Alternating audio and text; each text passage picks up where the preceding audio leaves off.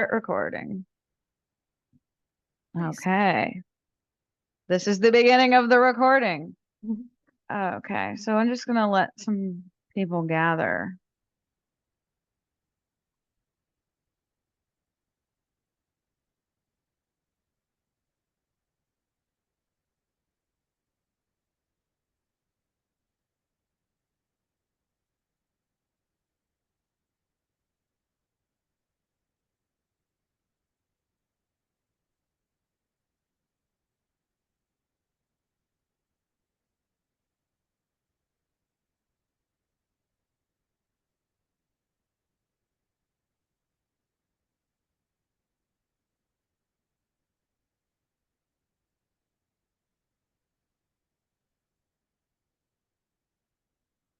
I bet they're on the edges of their seats.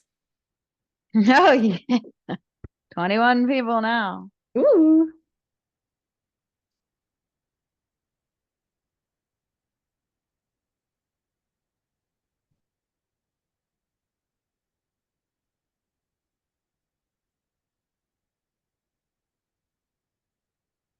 Oh no.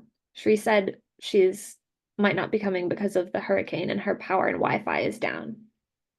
Oh That's no. no excuse. She Come in can't walk person. outside and find it. Yeah.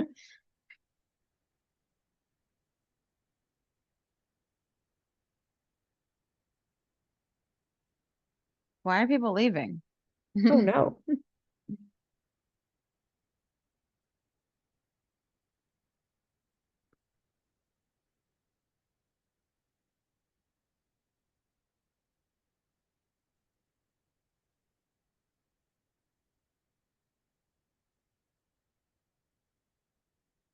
Oh yeah, my iMessage isn't going through, so we know she's being legit.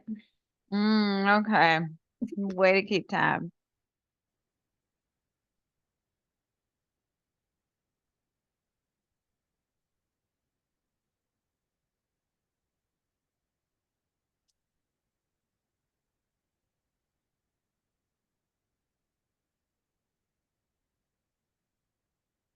All right.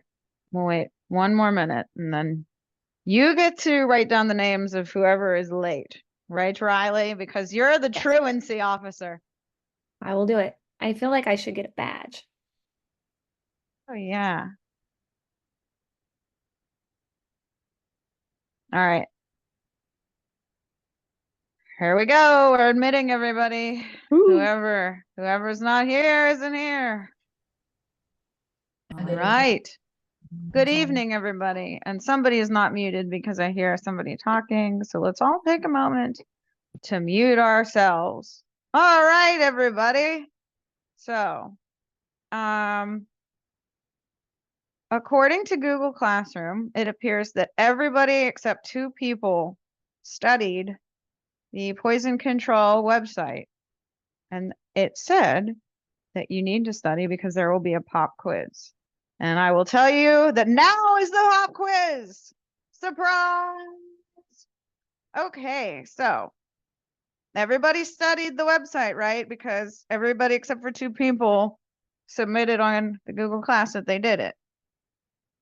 No one is surprised, but a pop quiz is supposed to be surprising. So hopefully you're a little surprised. But I also warned you that there's a pop quiz. So that makes it just a quiz, not really a pop quiz. Okay, so I'm gonna ask questions and we will see how much participation we get. If there is not participation, then every single person will have to answer the question in the group chat and Riley will unmute herself and read everybody's answers. So we'll just see how interactive it is. So the first question of the pop quiz is, what is web poison control?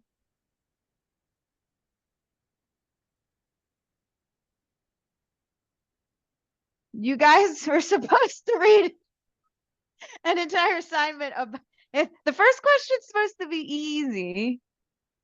I can So answer you it. got thank you. Tell me how to pronounce your name. Batali. Gatali. So first of all, Riley, put down that Gatali gets bonus points because she is the first person to volunteer an answer. All right. What is web poison control? So web poison control compiles statistics of poison control's triage responses. And I think the website that we were looking at was mainly within the US. So that's why their audience was primarily within America. They had some calls which are international, which are probably people who know about the resource that are abroad, rather than having that statistic be like, overall, the US is getting poisoned more and no one is abroad. I was like so Yes, that's confused a about good that thing. at That's a first. I good was thing like, to point out. I was like, Yeah. wait, is the US really like that ignorant when it comes to reading labels?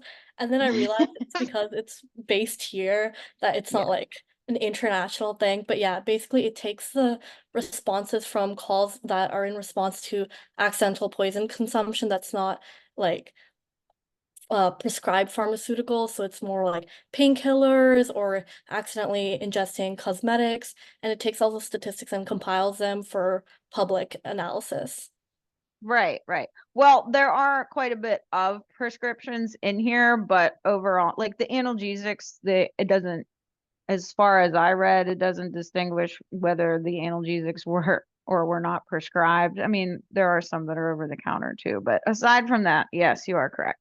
Okay, so it tells people they're trying to come up with a way to do it automated. I mean, the poison control that you call now, like somebody still answers, but they want to see if they can do it this way. So this is still under the what is the web poison control. It and then Riley, are you getting everybody who's late? Are you can you see those or no, Riley? I took screenshots of attendance when we first joined, so I'll take another screenshot later and see what the difference is. Oh, okay. All right. All right. Because professionalism and punctuality, people. Okay. So when you call poison control or you use an app like this, what are the two recommendations?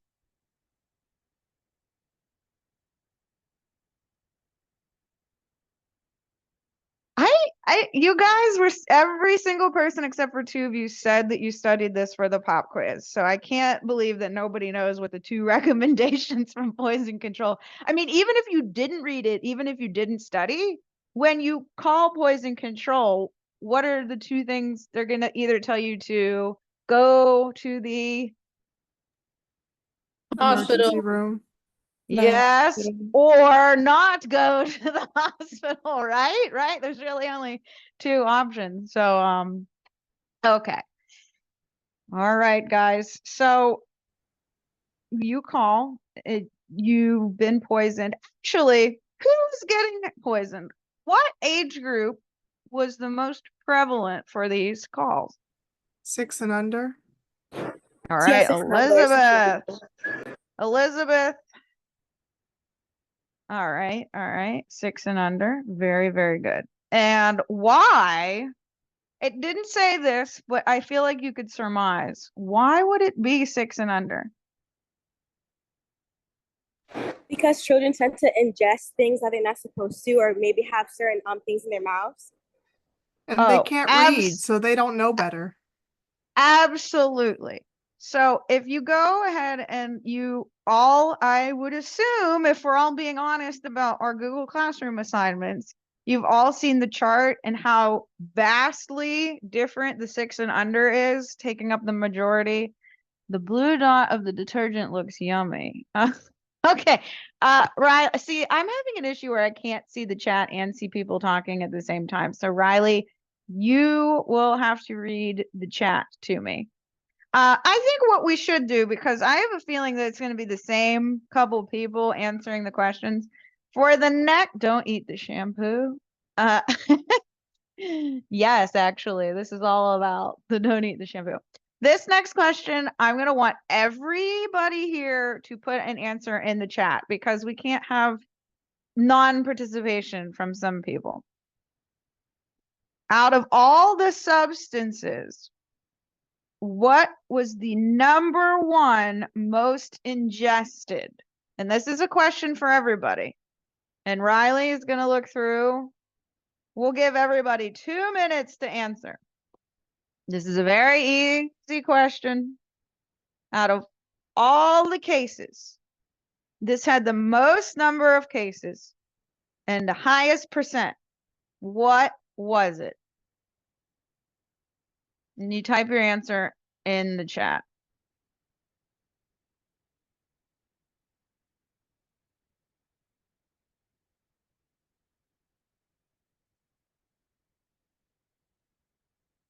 Okay, everybody keeps saying non-pharmaceuticals. That's so vague, guys. Can we be more specific?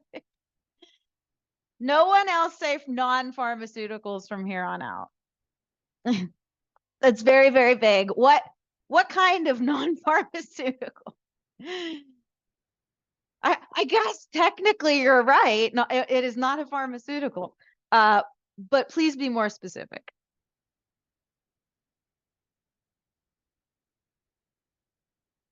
I'm seeing a lot of right answers pop up, but I'm just gonna give it a couple minutes. Although I guess whoever answers later could just go back and read the chat and see what the most common. Yeah, this isn't fair. Because if you wait too long to answer, then you'll just be like, oh, everybody said this. I'm just gonna type it in. Is there an anonymous? Oh, there's a way to submit the answers only to me. We're gonna do that for the next question. Oh, wait. Submit them only to Riley. Riley, can you handle that? Sure. Okay. Has everybody submitted? Okay, Riley, start reading what everybody said the most ingested highest percent.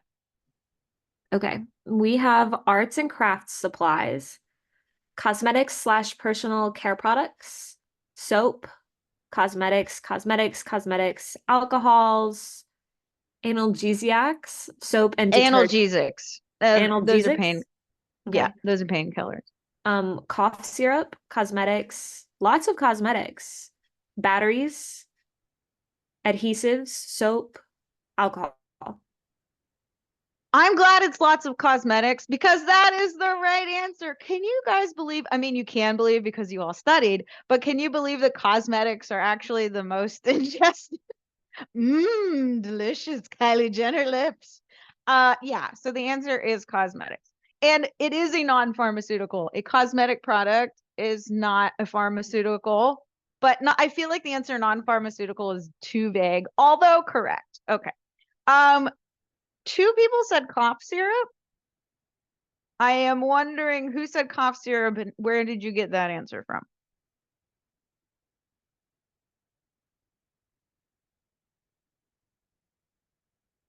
Oh, the cough syrup people have disappeared. They went to go drink cough syrup. What is going on?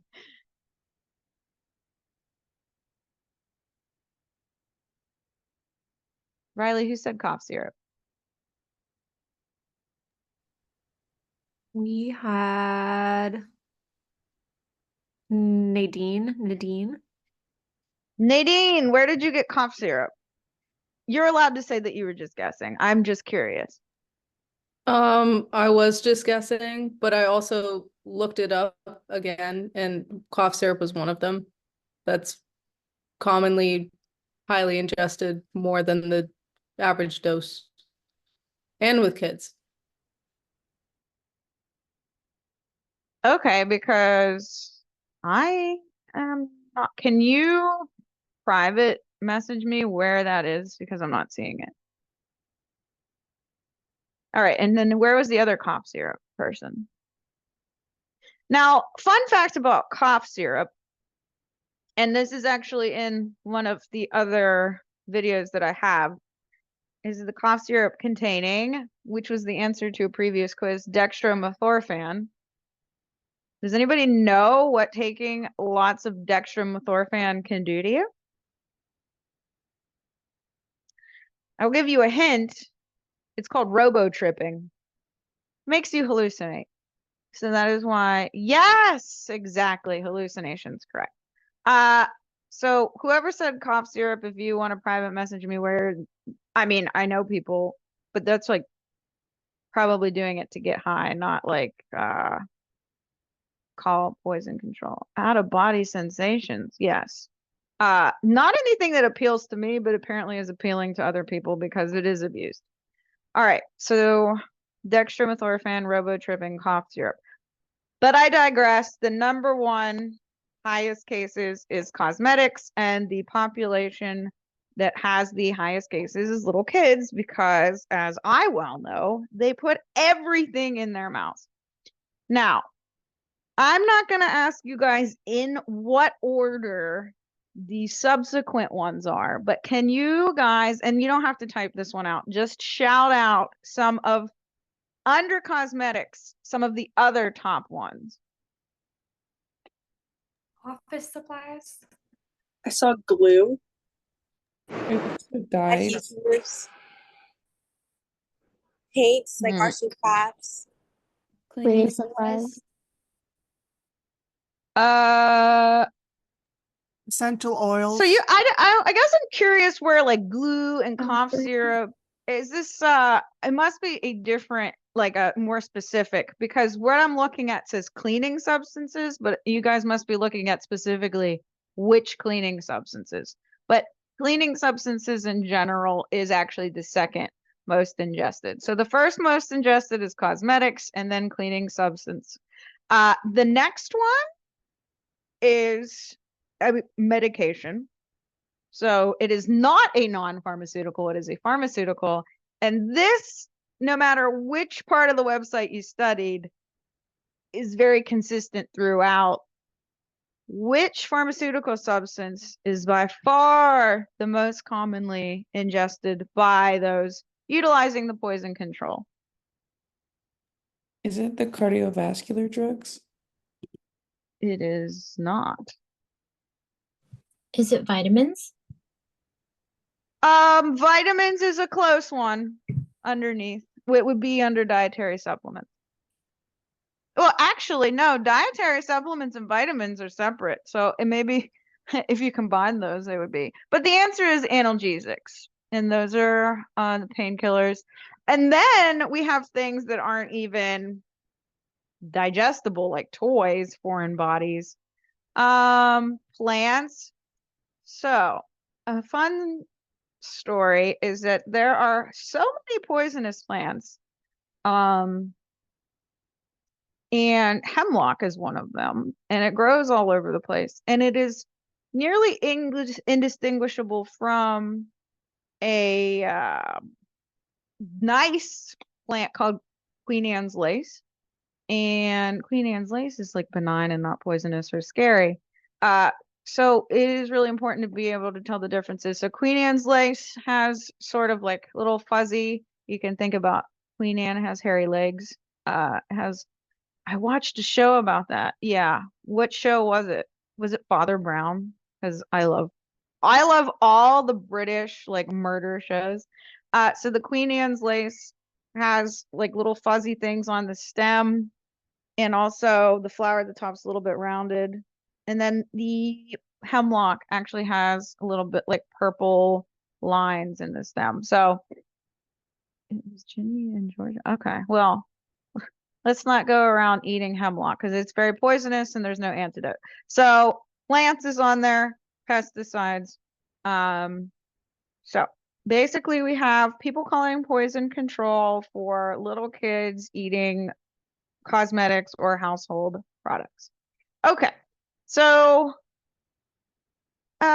this particular poison control center is trying to make an algorithm, and they said board certified toxicology experts are coming up with it, so it's good. At least it's based in Washington DC. So when the person utilizes this poison control system that you all are supposed to have studied, what are the elements of the situation that they will be asked? There are 1, 2, 3, 4, 5, 6 of them. I mean, you didn't even have to read it to guess. Let's say you answered the phone at a poison control. Age and sex. Well, sex isn't one of them, but age is. Initial symptoms. No. Initial symptoms isn't one of, I mean, that would definitely be an important thing too.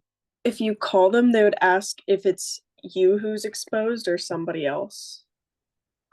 Surely, yeah, I mean, these are all good things that would definitely be asked, but specifically on the website, it was what is the substance, what's the amount, what's the age, what's the weight, what time did it happen, and their zip code. But there, other important things like you guys mentioned, but these are just the ones that are listed specifically on the website. Now, did you guys notice anything between the phrase poison exposure and quote poisoning?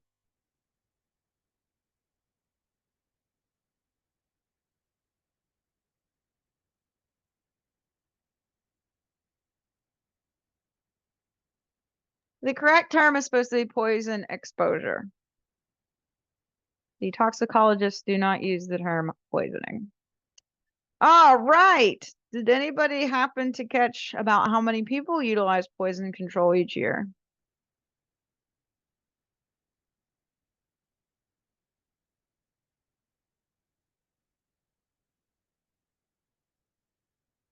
Under 400, but it's typically in the 300 range.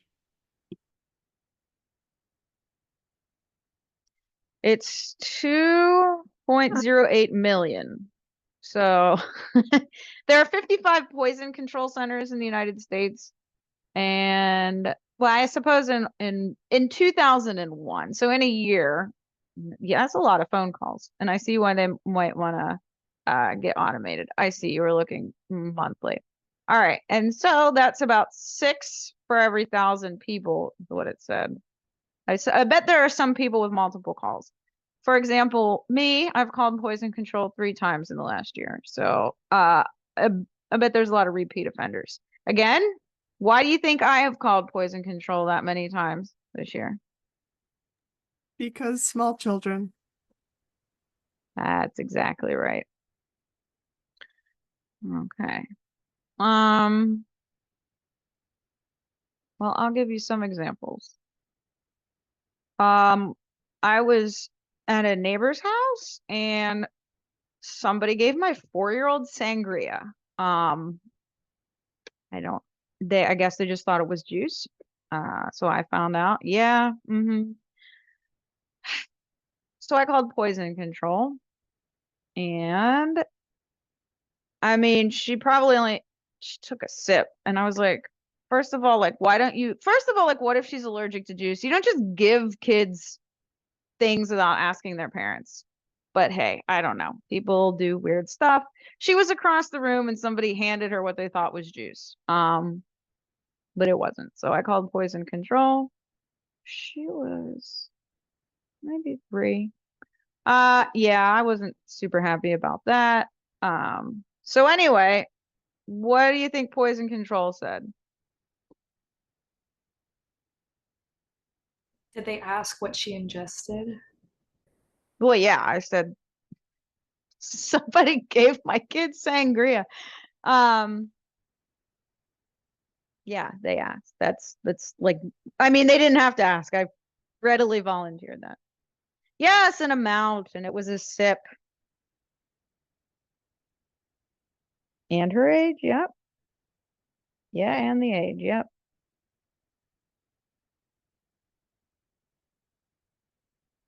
How long ago? Yeah, so somebody's getting back to the substance, amount, age, weight, time, and zip code. Yes. So for anybody who's watching, this is not medical advice. This is merely the advice that I was given. Is they said a 3-year-old having 1 sip of sangria isn't gonna do anything. So stop having an anxiety attack. And I said, thanks. Okay. Another one. Somehow. All right. We'll just for I guess legal liability purposes say that this was a hypothetical, not real child. Started eating fiberglass, like the stuffing, it was like somehow coming out of a wall. Yeah, so this individual kids put anything in their mouth. Called poison control. And then what questions did they ask?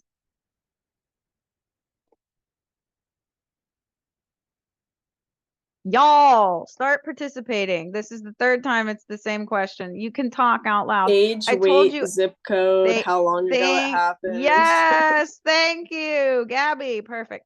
Yeah, again, And the I amount. can't. Yeah, well, the amount exactly.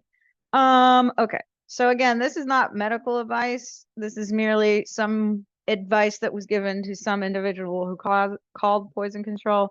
They just were like the minuscule tiny little amount, maybe a stomach ache, but the big thing they say is to observe. You know, if your child or whoever ingested these items starts acting funny, you better believe you got to go to the ER, but nothing came of it. And then the third thing that happened to this hypothetical very stressed out mother was that like slime stuff. Some young toddler in some unfortunate household put it in their mouth, and then the frantic mother called poison control for a third time. And then what did they ask? The age. Age, weight, zip code, amounts ingested. And And how the long zip ago? code. Yeah, and how long ago, right? And then I or whoever the person was read the ingredients, and the slime is like non-toxic. So as you can see, the utilization of the poison control is highly skewed towards those under 6. And I think we can all understand why. Now, getting out of kids just eating whatever around the house that they can get their little hands on, what are some, did anybody read the statistics on intentional or recreational or more nefarious sorts of ingestions?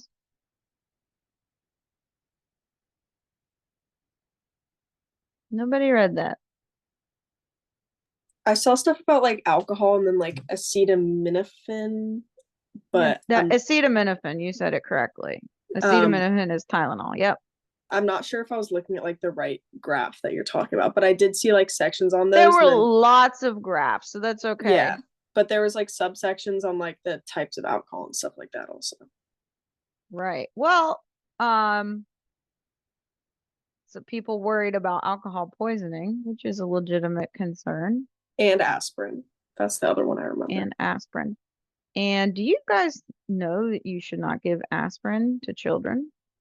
Does anybody know why? No, why not? I understand like Tylenol, but why aspirin? So hold on. How are there still people joining? It's 6 p.m. Hold on.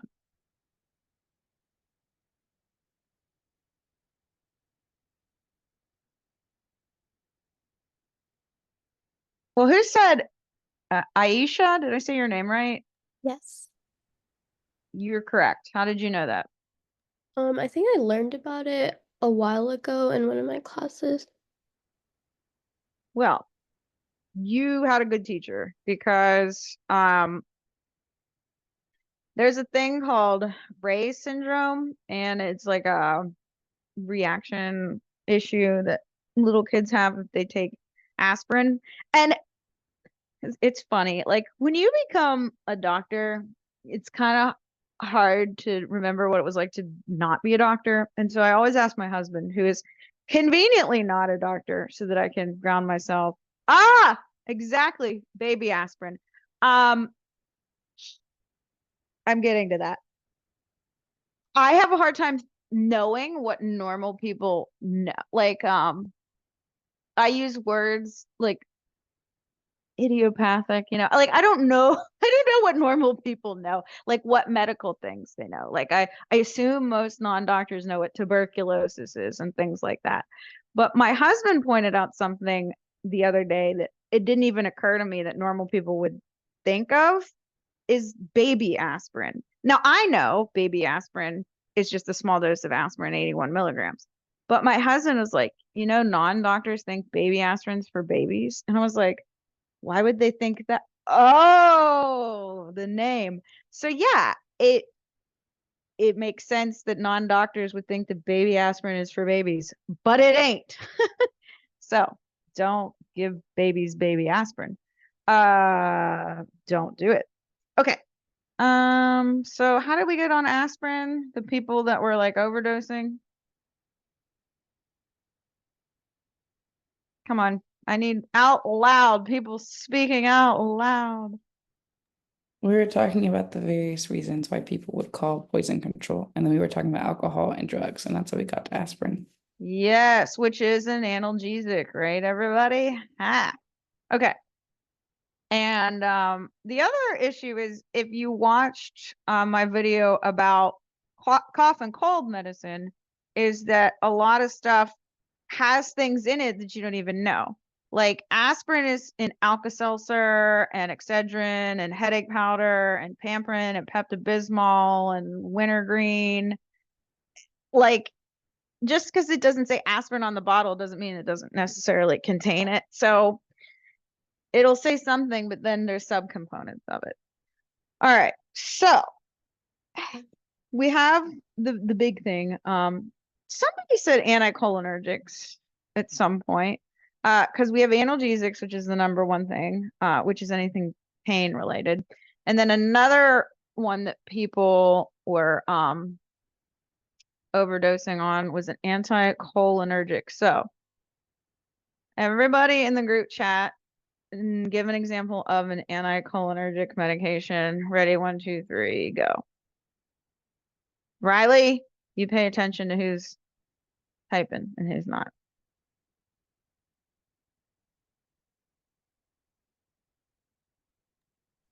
It's a little quiet, Dr. Waggle. It's a little quiet. All right.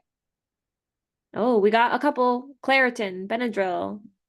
Tylenol. Tylenol. No, wait, we're doing this one in the chat so that Okay, we have Claritin, Benadryl, oxybutynin, Dramamine, Benadryl, antidepressants, benztropine, atropine, opioids, Botox, question mark, Tylenol, Zyrtex, propanthyline, Dr. Waggle, cetirizine. I mean, half of these are not right, so let's not. Okay. Atropine, yes. Benztropine, yes. Glycopyrrolate, yes. Scopolamine, yes. Diphenhydramine, yes. Oxybutynin, yes. The other ones that people said no. So the anticholinergic medications were one of the sertraline is an antidepressant. But antidepressants is on the list of things that people have overly consumed and as a result called poison control regarding. Okay, now we're gonna have some open-ended questions. Since everybody was allegedly studying this website, who would like to volunteer an interesting fact that they learned from it that they did not know before?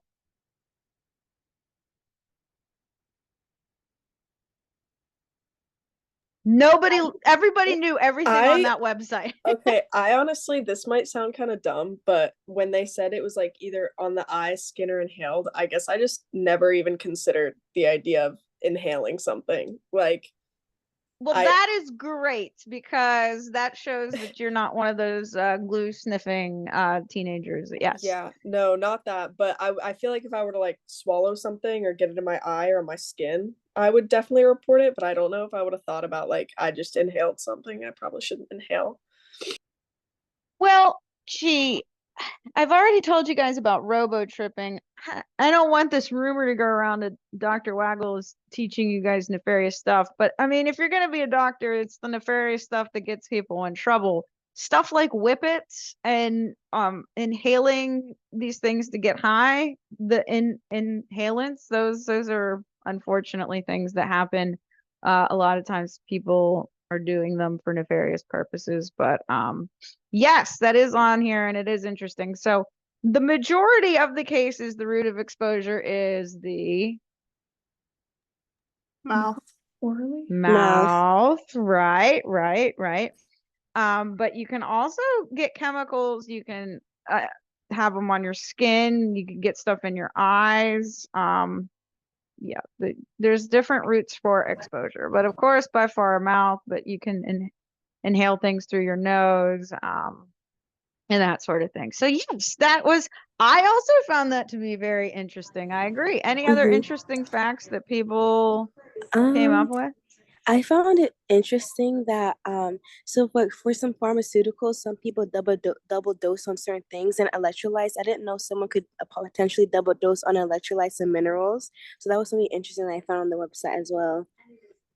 Yeah, and when you do a pediatrics rotation, I feel like all I ever heard about talked about was electrolytes, like balancing sodium and what have you. You can get things like central pontine myelinitis and like different Mhm. issues that happen when your electrolytes are not balanced. You can get seizures. In fact, a specific example would be when you have an electrolyte or water or a certain composition of the two. Well, unfortunately, what's happening, so we live in a country where like there's no formula for babies. People can over dilute the formula mixture, meaning they put too much water in, and then that messes up the child's electrolytes, and then can have seizures. So electrolyte imbalances could be extraordinarily detrimental, and especially in pediatric populations. I have a question. Mm-hmm. Possibly for a case for those who are double dosing on electrolytes, could one example possibly be maybe if like an overconsumption of drinks that contain electrolytes? Could that possibly be a case as well? 100%. 100%. And in fact, you want to have like a good balance of water to like a Gatorade type things. Mhm. It strikes something that sticks out to me was there was a radio show and they had a competition like you win an iPad or something. Whoever drank the most water, and then the woman who did win and drank the most water actually died. Mhm. Because you're diluting yourself. Your electrolytes are too low. So too many or too few, not good. You always want a nice Goldilocks zone of these things. So I just have All another right. question. Sorry, Mhm. what would be a good No, range, a no, good I love balance? the participation, Okay. Millie. Yeah, right, Mhm. right that. And So Riley's writing down everybody who's talking to for special bonus points.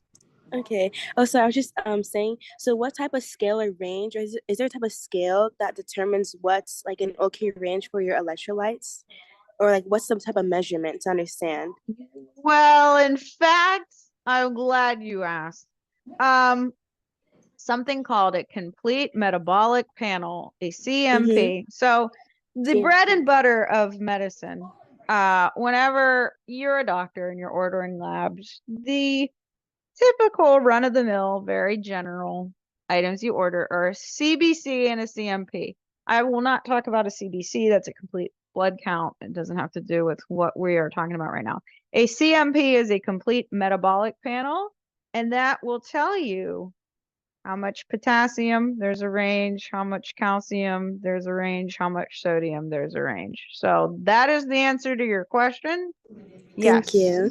Would this Yeah, be taken absolutely. via like a blood sample? Will they look in your blood, or how would it be taken?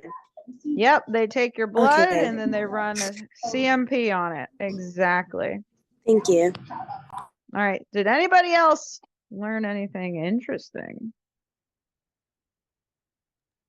I thought it was kind of cool, like learning about the different routes of exposure.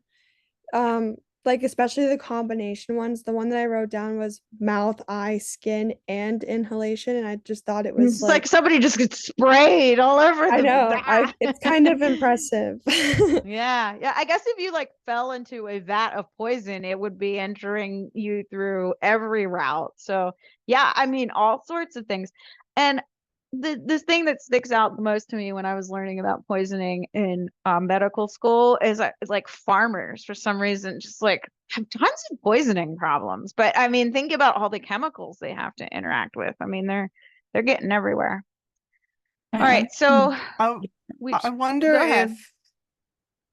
if the farmer aspect is part of the reason why Utah has the highest number of Thank you for poisonings. Thank you for pointing that out. I was wondering if anybody was going to be like, why is Utah like, what is going on in Utah? I wasn't able to figure it out, but that's a great hypothesis. Because I actually don't know. Is there a lot more farming in Utah than there are in other states? That would be okay. When you are rounding and you're in medical school, if there's like a really good question, usually what happens is that everybody gets assigned to go look it up. So this will be a little practice, is that I want somebody to try to figure out what is going on in Utah and why disproportionately, or maybe they just have the poison control number written in more places, because as we were talking about at the beginning, especially like with the United States of America, it's not that the United States has more poisoning. It's that this is where the data came from. This is like an American poison control database. So it may not necessarily be that more people are getting poisoned in Utah. Maybe it's that the PR people for poison control have better outlets, or it's written in more places. So I think bonus points to whoever figures out why the poisoning population of Utah is so much higher than all the other states. All right. It's a little sad. A cursory Google search. Oh no. It showed that they have a big opioid problem, specifically with fentanyl, which is very easy to overdose on. But that is the case in every state. I know. Unfortunately. But I don't know. Utah specifically, I mean, I would think that's a problem pretty much everywhere. All right. So we're gonna get into y'all better pay attention, because there is going to be a written quiz on these next pieces of information. These next pieces of information, as opposed to everything we've discussed so far, I expected you to know, because everybody except for 2 people said on Google Class that you reviewed all the stuff we talked about so far. We're going to separate that from what I'm about to talk about, which is not something that I told you guys to read up ahead of time, but I did allude to it, are the poisons and the antidotes. Okay? And so this information will be tested on. So basically the first half, you guys are supposed to read about that poison control database, and then this first half was the pop quiz. But now we're doing it a little backwards. I'm going to teach you about poisons and antidotes, and then you're going to take a written quiz on it later. Okay, so now that I'm still going to ask questions since I like the participation, but I do not expect anybody to know any of this. So somebody had said acetaminophen. This is an easy question that I would hope somebody knows. What is the other word for acetaminophen? Tylenol. Tylenol, right. So yeah, lots of people, I unfortunately saw it. It is a horrible way to die. It's very painful. Your liver is just, it's bad news bears. But there's an antidote for it. Because I said earlier, the hemlock doesn't have an antidote, but there's plenty of poisons that do. My mind will be blown away if I don't expect anybody to know this, but you will be tested on it. Does anybody know the antidote for Tylenol? Well, And I have some in my cupboard. You could just go and buy it. Look at that. It's N-acetylcysteine, but I will accept acetylcysteine. Yes. Now, there is an antidote that is sort of all encompassing, and you may be familiar with it because it's used for a lot of things. Does anybody know it's not like a specific it's not a specific antidote like N-acetylcysteine is the specific antidote for acetaminophen. This next one is just like generically used in overdoses, like when you go to the ER. Has anybody heard of activated charcoal? Yeah, it sounds like you guys don't hang out with like a lot of like sinister people because you're not familiar with like the robo tripping or like the whippets and stuff. So this is good. So you don't know like a lot of people that have drug overdoses, but if you're gonna be doctors, you will know a lot of people that have drug overdoses.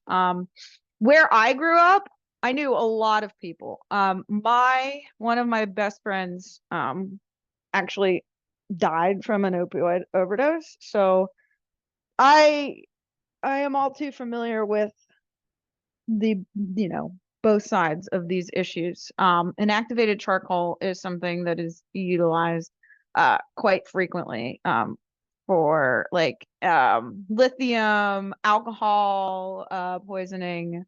And so the lithium is something that I really have to pay a lot of attention to because I prescribe it and it is pretty toxic. And that's kind of, if you're a doctor and you're prescribing something that's pretty toxic, you obviously need to be very careful with it. So activated charcoal has a lot. It's an antidote for a lot of things. So if you're taking the test and you don't know the antidote, if you put activated charcoal, statistically, pretty likely. I have a question. Go ahead. I was wondering, what like properties of the activated charcoal necessarily help with like the poison control? Does it like absorb some of It the? absolutely absorbs it. It's like a Oh, little okay. sponge in the GI tract. Because it is absorbing the elements, it is preventing the elements from getting absorbed systemically, and by systemically I mean into your system. And then from there, do they extract that charcoal that has absorbed the poison, or is it just good from there on? You mean what happens to the activated charcoal after you ingest it? Yeah. I'm like 80% sure you just poop it out. But hey, somebody can look that up. I mean, I don't think that they would go in and retrieve it with their hands, but yes, so that's a good question. Okay. So these are the things that I always think of: organophosphate poisoning with the farmers, mushroom poisoning, the cholinergics. The antidote is atropine. And then let's see, I'm gonna pick one of the like more common like things that you'll see. And so yeah, just thinking about like my experiences with people using drugs. I mean, drugs are just like laced I would say these days, but I don't know. I guess I wasn't around before these days, but I just feel like it's becoming more and more prevalent for drugs to just be like laced with like, you never know what you're ingesting, so don't do drugs, kids. So let's see. Iron poisoning. So this happens a lot with kids because moms have to take a lot of iron because women are a lot of times iron deficient from bleeding. If you bleed a lot, like your menstrual cycle or postpartum, you're iron deficient. So moms have iron laying around, and then if you have little kids, I see someone has raised their hand, but like we only have 10 minutes left and I want to tell you guys what's going to be on your test. And then Riley's keeping track of all the stuff going on in the group chat. So iron poisoning, because the moms take iron and moms also have little kids. Iron poisoning is frequent in little kids. And the deferoxamine, DEFEROXAMINE, that is the antidote that is used whenever the kids take way too much iron. I love my plants. I won't get into that, but digoxin, foxglove, that has an antidote. It's also a medication. It's a heart medication, and I believe that it should be like if you take too much. I doubt that people are going out and just eating foxglove. I think the digoxin toxicity happens in a medical setting. Digifab, actually. So the digoxin toxicity has become so prevalent that they have a brand name antidote for it. Heavy metal poisoning. So this is something you guys should know. It's very common. Non-doctors talk about it all the time. What is a heavy? There's a couple of them. I think this is something the general population is very familiar with. What is a heavy metal poisoning that happens all the time, especially back before the 80s? Lead. Yes, but can you guys speak out loud because I cannot read read the chat. No, they don't eat lead pipes. It's the lead. What is the lead in, guys? The water. Water. Yes. Well, also the paint. The houses used to be painted with lead paint. And so kids would eat paint chips and stuff. But there's plenty of ways to get lead poisoning. And the antidote is dimercaprol. Okay, dimercaprol.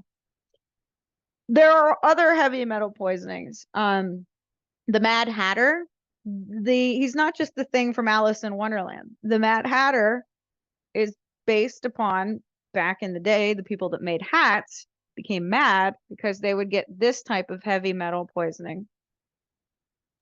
Mercury. Yes! Who said that? 100 points. I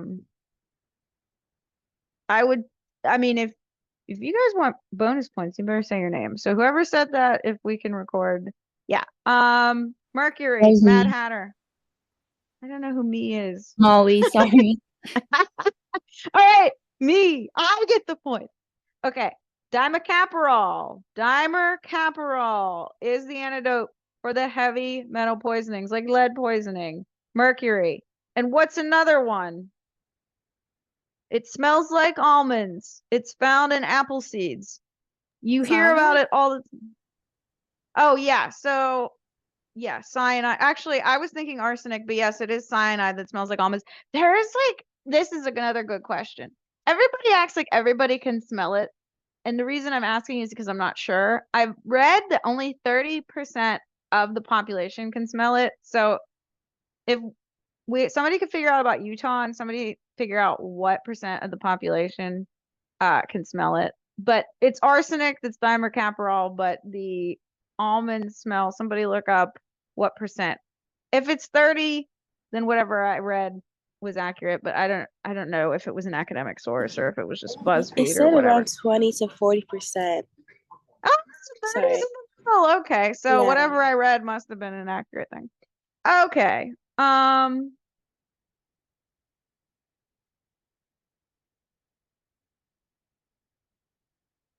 Here's a good one, especially for me.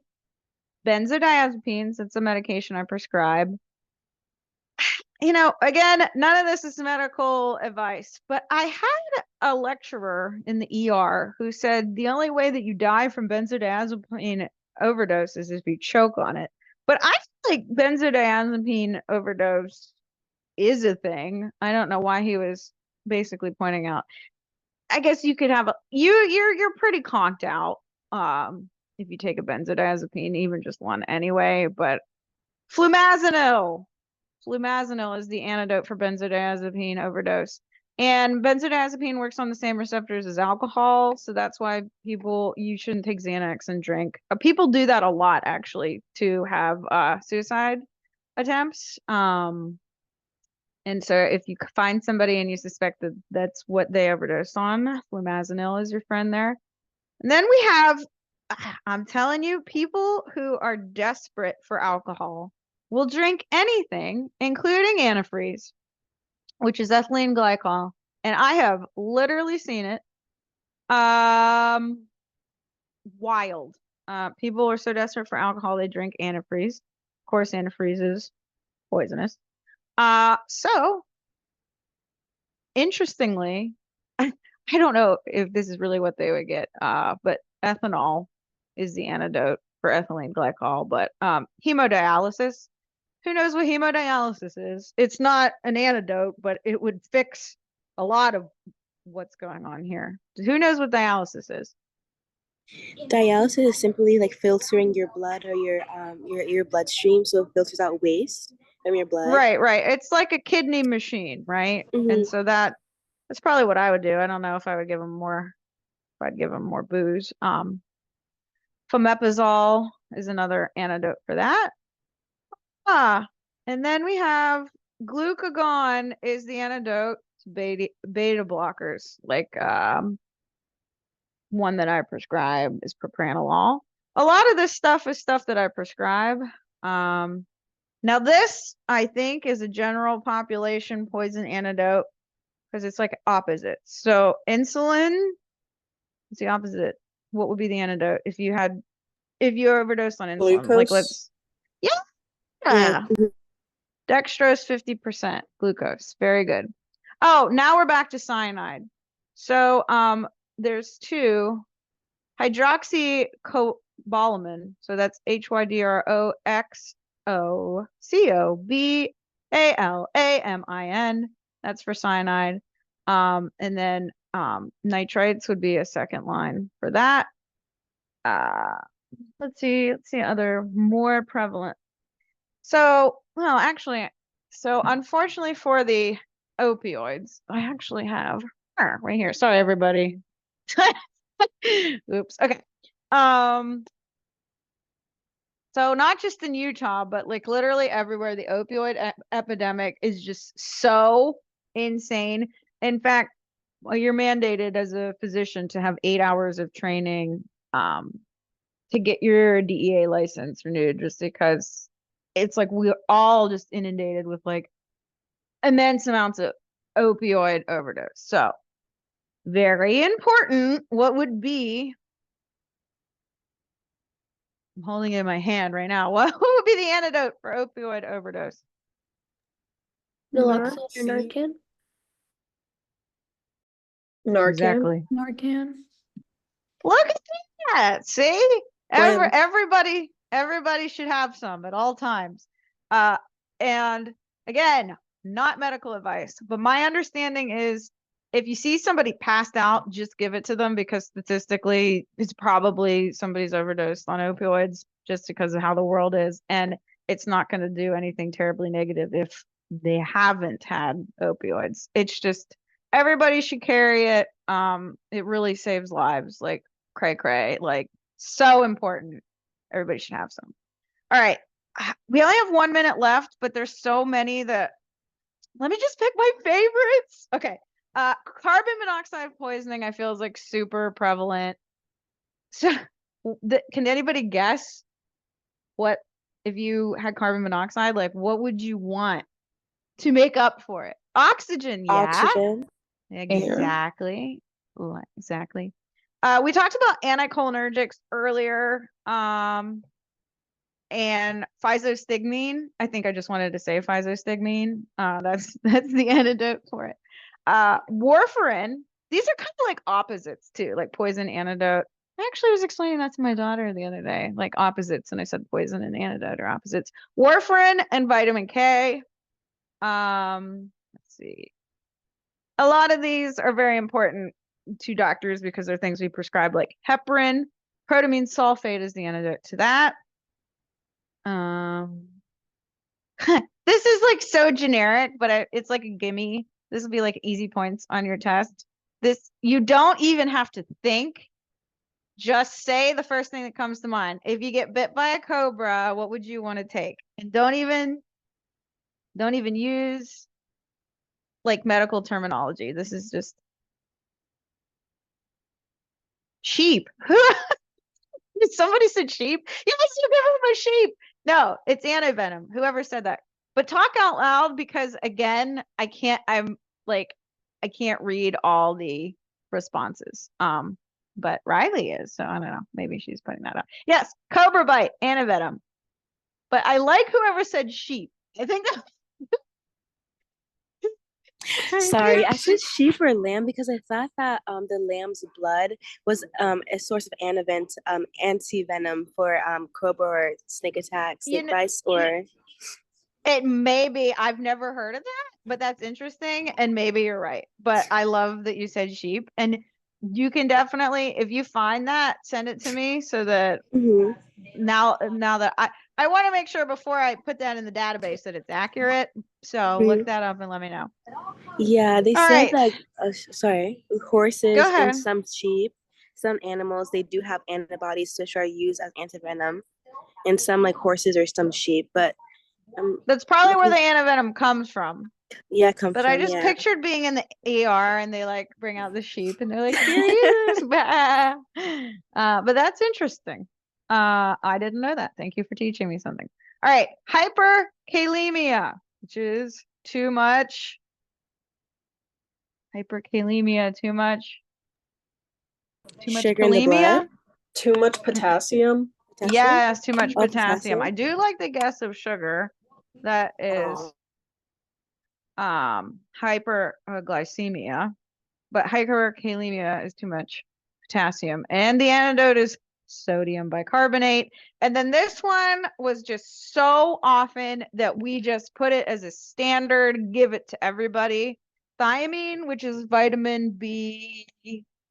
I'll give you 3 guesses: vitamin B1, vitamin B2, or vitamin B3. It's vitamin B1, thiamine. And that is just what we gave to everybody basically, because it is this thing called Wernicke-Korsakoff, and that happens when you drink too much alcohol.